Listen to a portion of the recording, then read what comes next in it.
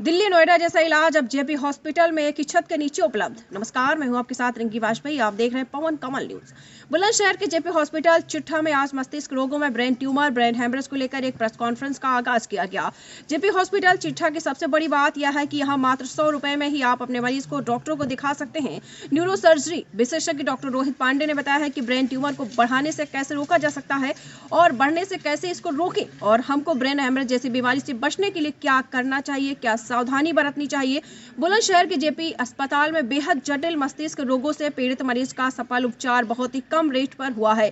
बड़ी बात यह है कि और क्षेत्र के लोगों को हॉस्पिटल के प्रति एक अटूट विश्वास पैदा हुआ है। डॉक्टर रोहित ने बताया है कि जिस तरीके से इस समय ठंड का मौसम चल रहा है, लोगों को ब्रेन की बीमारी से बचने के लिए किस तरीके से सावधानियां बरतनी चाहिए। अगर आपके सिर में दर्द लगातार बढ़ता है या पिछले काफी समय से हो रहा है और आपको यदि उल्टियां अधिक आ रही हैं और इसको हल्के में नहीं लेना चाहिए, तुरंत डॉक्टर की सलाह लेनी चाहिए। Doctor Sumit Pratap Singh unit head ने बताया है कि दिल्ली नोएडा जैसा इलाज अब आपके बुलंदशहर जनपद के जेपी हॉस्पिटल चिट्ठा में एक ही छत के नीचे मिलेगा, तो आप तुरंत देर ना करें और अगर कोई आपके साथ समस्या होती है तो सर आपका नाम मैं जानना चाहूँगा। मेरा नाम डॉक्टर चर्चित गुप्ता है। मैं कंसल्टेंट न्यूरोलॉजिस्ट हूँ जेपी हॉस्पिटल चिट्टा में। जैसे कि स्ट्रोक, जो फालिस आम भाषा में लोग पैरालिसिस या कुछ भी, ये एक तरह से ब्रेन में जो धमनी, ब्रेन की आर्टरी में क्लॉट हो जाना या कभी कभी ब्रेन हाई बीपी से ब्रेन की आर्टरी फट जाना।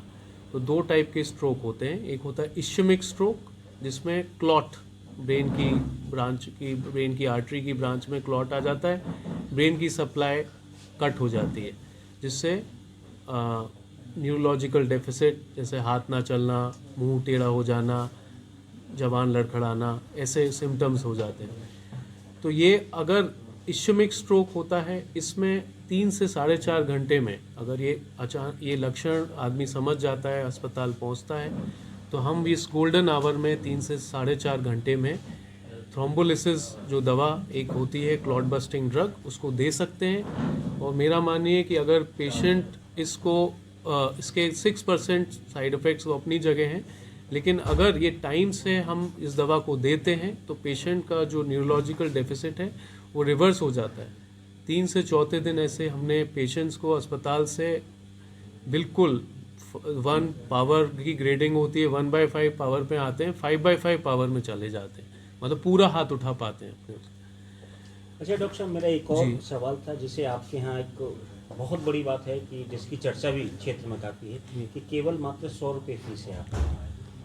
और बड़ी बात यह है कि कई पेशेंटों ने हमसे भी कहा है कि यहाँ जो इलाज जो होता है वो बहुत सस्ता इलाज है। इसके लिए आपका क्या आगे, जैसे ऑपरेशन में ये बताते हैं न्यूरो के में काफ़ी महंगा इलाज होता है, उसके बारे में आप ये तो बहुत अच्छी बात है कि इस क्षेत्र में जो ज़्यादा किसान लोगों का ऑक्यूपेशन मैक्सिमम किसान हैं, वो लोग इतना अफोर्ड नहीं कर पाते, और ये सुपर स्पेशलिटी केयर ओपीडी हम 100 रुपये में दे रहे हैं। तो इन सारे पेशेंट्स को लाभ मिल रहा है और उसी क्वालिटी से अफोर्डेबल इस जनता को, अपने क्षेत्र को करने में हमको बहुत we feel very proud and हमें गौरव होता है इस चीज़ से कि पेशेंट ठीक होके टाइमली ट्रीट होकर वापस जा रहा है। लास्ट सवाल मेरा, क्या सावधानियाँ बरतनी चाहिए हम लोगों के लिए? देखिए, कोई भी न्यूरोलॉजिकल बीमारियां, कुछ जैसे रिस्क फैक्टर्स होते हैं किसी भी बीमारी के, स्ट्रोक के रिस्क फैक्टर्स को जानना बहुत ज़रूरी है।